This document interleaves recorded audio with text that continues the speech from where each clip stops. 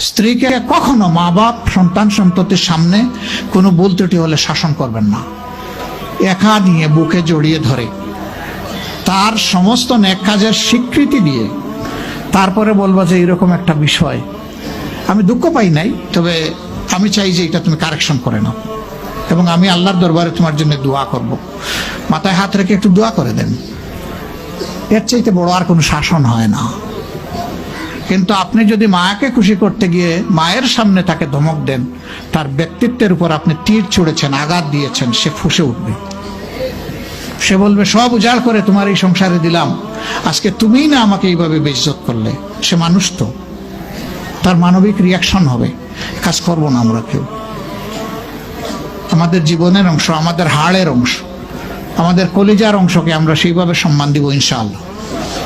আমরা ভালোবাসবো সে আমার স্ত্রী, আমরা শ্রদ্ধা করবো সে আমার সন্তানের মা। স্ত্রী হিসাবে ভালোবাসা পাবে, মায়ের জাতি হিসাবে সুসম্মান পাবে। এই দুইটা ব্যালেন্স করে যদি আমরা চলি, গড় হবে জান্নাতের টুকরা ইনশাআল্লাহ।